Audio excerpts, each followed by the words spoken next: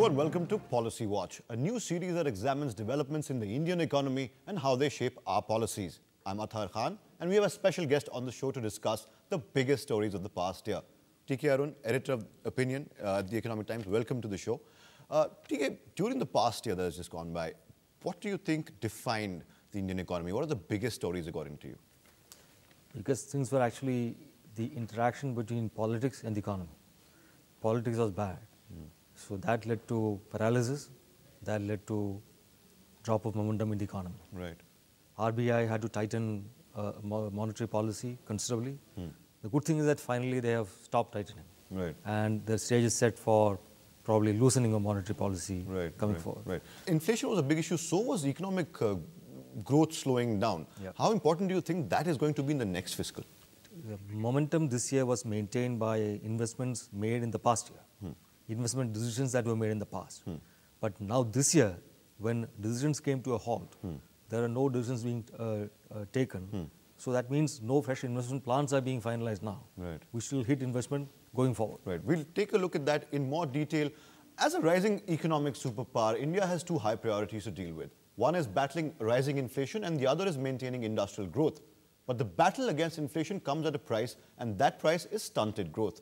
Even though the government maintains that steps like the creation of an infrastructure debt fund, focusing on public-private partnerships, announcement of the new manufacturing policy, the new draft telecom policy, introduction of the land acquisition bill in Parliament, and a number of other legislative measures to develop the banking sector will eventually put India back on the path to high growth. 2011 had its share of low point. Here is a special report by our Bureau on the current state of the growth in the economy. The industrial production numbers for the month of October made one thing clear. The Indian economy is in the grip of an economic slowdown.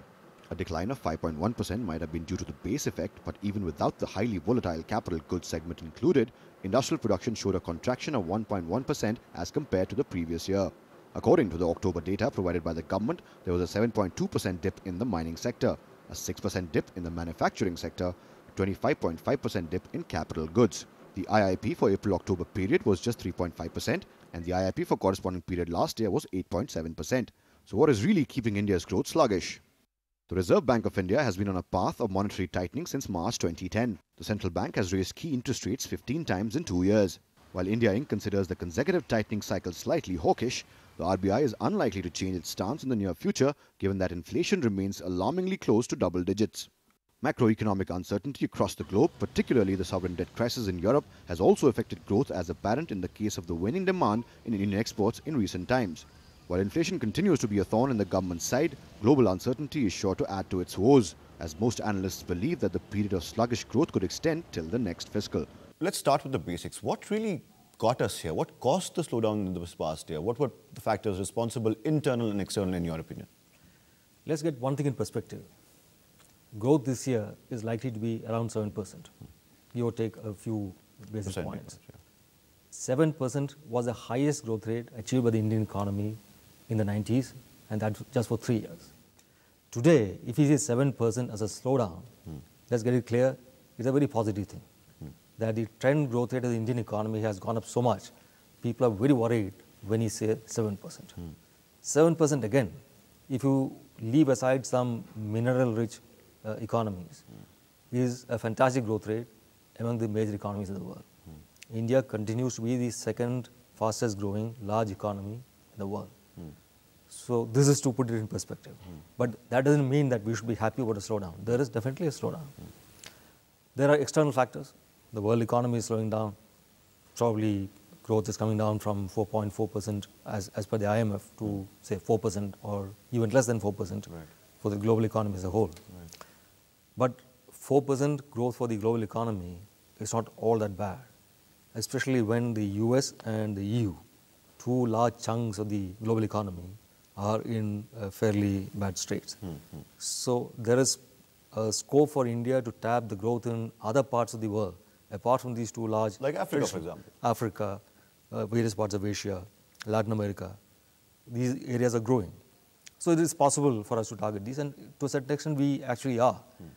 So that is the overall backdrop in which we are discussing growth. Right. So external slowdown does impact India in two ways. One, we export a lot. not as much as most other fast-growing countries, but still around 20% of GDP, more than 25% of GDP comes from exports. Yeah. So when that market comes down, naturally it will impact growth. Another thing is, we have a certain dependence on global capital. While we are very comfortable saying that domestic savings is around 36% of GDP and funds the bulk of our growth, bulk of our investment, the reality is that financial savings is actually not all that much. It used to be some 11%, it touched a high of over 11%. It has now come down to below 9% of GDP. So we need, for finance capital, we actually need to have foreign savings. And foreign savings have not been all that plentiful, or rather much of it has actually left the country in the wake of troubles abroad. There has been a capital outflow. There has been a capital outflow, and it is more difficult to access capital outside for the domestic economy. So these two factors actually have tended to depress us from the external side. Internally, we have our own self-inflicted wounds. Policy paralysis is something that is very much in everybody's mind. It's a new term that everyone is coining. Yeah. But I don't know whether it is entirely policy paralysis that the government doesn't have the will to act. There's a certain element of that. But beyond that, look at it structurally. The government, that is the ruling coalition at the center, does not have a majority on its own, clearly in the Rajya Sabha. Right. The UPA has a majority in the Lok Sabha only with counting Mamata Banerjee's Trinamool Congress and the DMK as part of the coalition. Which is also a bit of a thorn in their side every time. Exactly. So for Mamata Banerjee, she is caught in the political paradigm set by the left in West Bengal. So she cannot think outside that framework, which means that any policy that goes outside that paradigm, she will oppose. So for any forward-looking policy, even within the Lok Sabha, this government doesn't really have a majority. Right. So it is within this constraint that it is working. So is it fair to say that government has no will to act when it comes to making laws, when it doesn't really have a majority, either in the Lok Sabha or in the Rajya Sabha? But TK, let me interrupt you there. You talked about the government. Is the government doing enough to actually check this slowdown? Are there policies, set in the right mode? Have they done enough to check this slowdown, in your opinion? Not enough. See, it is not really the government. It is actually politics. We tend to, when I say we, various sections of the middle class tend to look down upon politics and politicians. But if this slowdown shows anything, it is the vital importance of the role that a politician plays in setting policy, in making things work, giving it overall leadership. Now, there has been some bit of lag in that. We must not underestimate this. Now, we had this CAG coming out with a report, which in my opinion is completely flawed, estimating a huge amount of loss to the exchequer created by the telecom auctions in last year, the 2G scam. Yeah. Now, it's a scam on many counts. While there is a scam, but the magnitude is far smaller than what the CAG That's debatable how big the magnitude is. After the CAG's report, there was a whole outcry, public indignation over corruption. So as a result of that, the government is so scared of taking any decision which will invite criticism of being corrupt that it has stopped taking decisions. For example, there is 5 megahertz of extra spectrum available for allocation in Delhi. Delhi is one telecom circle where spectrum is in most demand and is scarce. So there are 5 megahertz of spectrum which is available for allocation. But the government doesn't know to whom to give it to or on what criteria to allocate it. Because whoever it gives to, some argument can be raised by somebody to say it was done to favor somebody and to discriminate against somebody else. So you're saying because the government burned their fingers with 2G, they stopped taking important decisions? Yes. Is that the problem that you see with it? That is a very important problem. Now, in this, the opposition has been playing a very unhelpful role. Now, if you take, given the structural limitations of the government in the Lok Sabha and the Rajya Sabha, the only way to get things going is for the opposition to play a constructive role. But when it comes to vital things like the goods and services tax, which is the single most important reform that India needs right now to kick the economy off on its growth path again. There is no consensus. The BJP is stalling it. I mean, it's a BJP which actually initiated the reform effectively back when Yashwant Sinha was the finance minister. But then they didn't have the courage to finally implement it. It was kicked off as VAT, value-added tax, during the previous UPA government. It should have progressed to a full-fledged goods and services tax by now. But no, the BJP-led states have opposed it, and so the reform is stuck. The widening deficit, how important do you think, I mean, how much has that contributed to the slowdown, the widening deficit that the government has? See, the widening deficit increases overall aggregate demand for goods and services and puts pressure on inflation and also adds to the current account deficit. So that's not a very good thing. See, it's not that the fiscal deficit per se is bad for growth. It is a composition of the deficit that matters. If the government is borrowing like mad to finance investment, which will in turn lead to further investment and stimulate growth, then it's not so bad. But the government at present is borrowing like mad to spend money on consumption. So this, to my mind, is actually diverting money from what the private sector would have invested to fund consumption promoted by the government. So it is actually depressing investment and depressing growth. Hold that thought. We'll discuss that and more after the break. Right now, we're going to a short break, but when we return, we'll discuss India's weakening currency. That's after the break. Stay with us.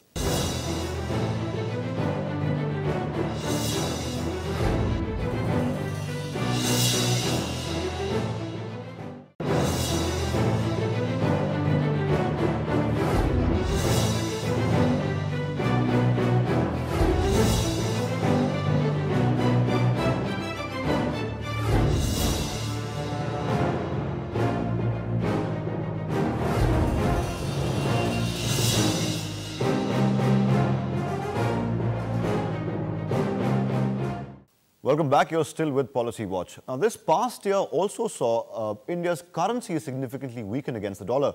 With the slide, which started in mid-July, was the worst the rupee has seen in almost 10 years. The currency lost around 19% of its value since August, adding to the woes of the government, which is also facing stubborn inflation and a dip in industrial production. Let's take a look at this story. The increasingly weak rupee saw a new low when it touched 54 per dollar in mid-December.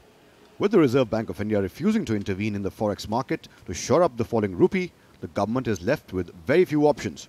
Failure to bring in key reform measures has dented its credibility with foreign investors. This is also depriving the exchequer of much-needed foreign exchange to bridge the ballooning current account deficit. With the India growth story taking a beating this year, foreign investors are less excited than they were about investing in the country. The economic nerve center of the government blames the ongoing debt crisis in Europe for the volatility in rupee value. As the market sentiment on the rupee becomes increasingly bearish, experts are divided on whether RBI should intervene to stop the currency from weakening further. The central bank has adopted a wait-and-watch policy till now, mainly because of the lack of firepower at its disposal. Only about 6% of its $300 billion plus reserves can be freely used in the currency market. A depreciating rupee will also see the cost of imports go up. India sources almost half of its requirements from abroad. The cost of basic food products like edible oils has seen a 10% jump in the past year alone. It will also impact India's public sector unit oil marketing companies as the crude oil processed in these refineries is imported. Intervening at this juncture could also be very tricky as the RBI has been injecting cash into the banking system at regular intervals. And the continuous cycle of monetary tightening is likely to ease only when inflation comes down to a more acceptable 6% or thereabouts. While the government maintains that the central bank only has a limited role in the currency market, the central bank has subtly made its presence felt, and the effect can be seen as the rupee did pull back slightly following RBI's measure of withdrawing the facility to rebook and cancel forward rupee contracts. The central bank has also reduced the limits of hedging currency risks for importers to consolidate the rupee. While the finance minister has lauded the decision to pause rates at current levels, 2012 is still going to be no easy task for the RBI. You saw that story. RBI has acted, putting some restrictions on forward trading of the rupee. Do you think it was a timely intervention, or do you think they waited for too long? No. This is only as much as RBI can do. When the economy's basic fundamentals dictate a decline in the rupee, the RBI cannot try to artificially stem that decline. But there is something the government can do. See, let's understand two things. It's not the case that the rupee has just unilaterally declined. It's also that the dollar has strengthened, not only against the rupee, but against most currencies of the world. Whenever there is a crisis of confidence in the world economy, there is a flight of capital from the rest of the world back to the US. You're saying it's also connected to the Eurozone crisis? Yes. Strengthening the dollar? Yes. I think the euro is now 1.6 to to the dollar, whereas earlier it was 1.3. So euro has declined. Right. Now, whenever there's a flight to safety or the presumed safety of the dollar, the rupee will naturally come down. But if you look at two indices of the real effective exchange rate of the rupee, trade weighted, against 2004-5 or 2009-10, there are two indices that the RBI publishes. The rupee's value is now where it was in 2004-5 and 2009-10. It hasn't actually declined all that much. It is fine.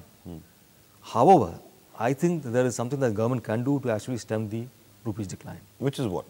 Four things.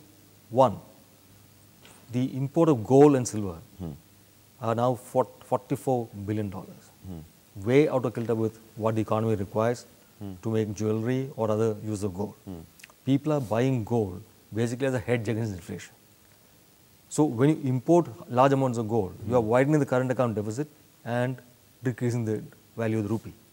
So if you could actually somehow create an alternative hedge against inflation, people wouldn't actually depend upon this yellow metal. But are you saying that the government should put restrictions on the amount of imports in gold? No. I'm saying that the government should actually issue inflation index bonds so that there is another instrument that people can invest in to protect their capital and get a inflation protected return. Right. If the government does that, I'm sure the import of gold and silver will come down. Two, it should decontrol diesel prices. There's far too long we have held on to the subsidy, which is widening consumption beyond that is warranted. We are losing out on energy efficiency. Right. So if we increase diesel prices, allow the decontrol, it will go up a certain bit. Right. That will depress consumption, depress crude imports. But isn't there a problem there? The political angle, the eye on the vote. Wouldn't that stop the government from, doing that? So this is a short-term impact on inflation would be to push prices higher. But the long-term impact will be to bring it down. Right. Because you will actually ease the pressure on the rupee by reducing imports. Right. Third thing is to reinvigorate the economy two ways. People have lost confidence in the stock market because it's plummeting like mad. India's markets are at the mercy of fickle foreign flows because our own long-term savings are kept away from the market. So you're saying short-term investors come in, make their money, get out? Or whenever they are scared, they leave and the market falls. Our own long-term savings, such as the Employees Provident Fund, is scrupulously kept away from the stock market, which is, in my person, is 100% stupid. But this is the ideological position of the unions which control the trust of the Employees Provident Fund, which results in this. I would say what the government should do is to allow workers to voluntarily migrate from the EPF and join something like the National Pension System, the NPS, which allows a certain portion of the savings to be invested in the stock market. Since the savings at the disposal of the EPF and if it's allowed to migrate to the NPS are so huge, that will actually make an impact and it will actually give some boost to the market, which in turn will attract foreign funds which are now fleeing this economy. Right, but isn't there a danger of because the money is still going to be invested in the stock market and the handlers, the handlers are going to be same people who invest in stock markets. Isn't there still a danger that because the stock market is so volatile, there is a danger of that money being lost forever? See, when the corpus is large enough, you can diversify against risk. You can choose instruments, you can choose different asset classes, kinds of companies, kinds of shares. You can instrument. So hedge your bets, basically. Hedge your bets. So that is possible only when your investable corpus is sufficiently large. The thing with the EPF and the NPS is that corpus is sufficiently large. And it is possible to actually shift some of the EPF money from the EPF to the NPS and actually give a boost to the stock market. Right. Fourth thing the government can do is to improve foreign direct investment flows. Now take a project like POSCO. This has been stalled for a very simple reason, that the villagers who are holding out against POSCO taking over the land are not getting a good enough deal from the company or from the government. Why not take things in hand and settle the deal with the villagers? Give them a handsome enough rehabilitation package. It's not the case that people in India want to live perpetually as marginal farmers or living off the land. They want to move on to better things in life. Right. So give them the confidence that this is what will happen. Give them a steady income stream. or the kind that the Noida farmers are now getting. Right, right. They'll get an annuity, they'll get a share of the land back as developed land, they'll get upfront compensation, they'll get training for jobs. Right. Do all this for the POSCO villages. Right. Why not? Right. Then the POSCO investment will start trickling in, and it will be seen as a huge signal that the government is committed to. We'll take another break right now. After this short break, we'll see one of the biggest events in world economy, the Eurozone crisis. We'll be right back. Don't go anywhere.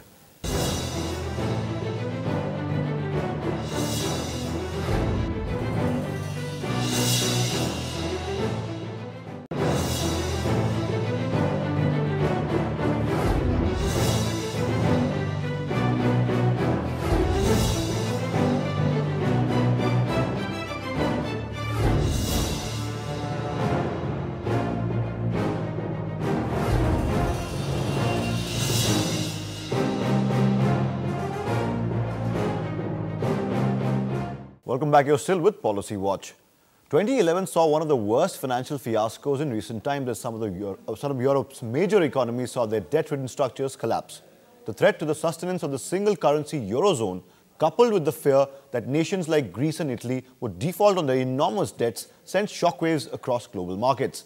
Now, as leaders of Eurozone scramble to save the single currency union and its member economies, Policy Watch takes a look at the crisis, its possible implications for India and the way forward for the zone. Our bureau filed this special report. The ongoing sovereign debt crisis in Europe has sent global markets into a tizzy. It has also affected investor sentiment in Asia's largest economies. As Europe's big three, Germany, France and Italy, lead the way in finalizing a new protocol that could lead to stabilization of global financial markets, doubts still remain on whether these steps will be enough to save these struggling economies. The new measures finalized in Brussels last week include sanctions against nations with public deficit over 3% of the GDP, a 0.5% cap on structural deficits of member nations, fast-tracking the European Stability Mechanism or ESM, reviewing the adequacy of the $666 billion limit on ESM. These measures are likely to bring some relief to financial markets. This will also ease pressure on big European banks that fund large infrastructure projects in Asian economies but are reluctant to lend in an uncertain fiscal environment. A struggling Eurozone directly affects India as well, as is apparent from the marked slowdown in capital inflows this year. India's policymakers blame the European crisis for high inflation back home and a weak rupee as well. The crisis is not limited to Greece alone. The region's largest economies, Germany, France and Italy, will also find it tough to repay their $700 billion debt when it matures next year. Recent statements by the German finance minister also indicate that a full payment of the country's contribution to the European Stability Mechanism or ESM by 2012 looks increasingly unlikely. The total debt repayment of all 17 members of the Eurozone is about $1.5 trillion payable in the next 6 months. The next few weeks will be crucial as the efficacy of the measures taken to prevent a drift in the Eurozone will be tested. Policymakers in India will keep a close watch on developments and hope for an early resolution to the crisis. Right. TK, time and again, Indian policymakers, top policymakers, even the finance minister said that India was a victim of the Eurozone crisis. How big of a role do you think that current crisis played in India's development in the economy? It certainly did. This was the single most destabilizing factor in the external environment for India. Not only for India, for the entire world. A flight of capital, lack of confidence, investor confidence, all that has depressed the demand for goods abroad for Indian produce and services. It has also reduced the flow of capital to India. So certainly it has been a very major factor. Right. What do you think the government can do? Can they take some steps to ensure that, no one really knows what a 2012 Europe would be like. There is no certainty what will happen. What do you think the government can take as a corrective measure to insulate the economy from potential after effects? Yeah, see, there is nothing that India can do to set the euro right or the eurozone right. These are entirely up to the political leaders of those countries there. The euro and the eurozone is a very peculiar animal. For disparate regions to have one common currency, the underlying condition is that they should also have fiscal union. This doesn't obtain in the eurozone. Greece, Ireland, they aspire to have the same currency as France and Germany. Their economic conditions are completely different. So the only way they can actually stay in the same currency is to have a very politically difficult task of keeping their wages denominated in euros very low as compared to wages in other countries. When wages in, say, Germany and France go up, in Greece and Italy, their wages are allowed to stay where they are or go down. Right. This is very, very tough politically. So unless they manage to achieve this, there are some faint signs that there is some political resolve on the part of these countries to actually do the unimaginable. Right. Because the people who have come to power now, on the basis of promising to solve the crisis, have come on a platform of austerity, which is what's surprising. So both of them want to have a very tough moment. In Greece, all of them are promising more austerity. Right. So this is a good thing. But it's up to them to sort this mess out. We can't really do anything about it. What about the slew of measures taken at the Brussels conference recently? We showed in the story as well, the ESM, for example, they're reviewing the adequacy of the $666 billion that the limit was there. Also, I think one of the points, one of the most important points is that penalties for countries whose structural deficits are huge and 0.5% of GDP, I think, is the figure. Do you think those slew of measures will actually work? See, it will be good to say yes, but realistically speaking, given the track record of all these countries fudging their figures, I mean, how do you really trust them to come up with genuine figures now? And given the political conviction of these countries that no, we should stick together in the Eurozone, regardless of countries actually perform and deliver on the commitments made at the formation of the Euro, what confidence do we have that they will actually manage to pull this off? So, I personally don't think that the Eurozone will actually stay intact in the years to come. But anyway, that is a matter of opinion. But it's not in our control, and we don't really need to bother about that. Right. We need to worry about what we can do in India to, as you said, insulate ourselves from the fallout of whatever happens in the Eurozone. Right. So, our macroeconomic fundamentals have to be strong. Our fiscal deficit has to be either contained or this composition must be skewed in favor of investment. We must control inflation. We must not waste our currency or money spent on imports on avoidable things like gold or excessive oil. Right. We'll have to end this program on that note. Macroeconomic fundamentals have to be strong. More investment has to come in. I think those are the two key takeaways from today's show. We'll come back with another edition of Policy Watch next time. Till that time, thank you for watching and goodbye.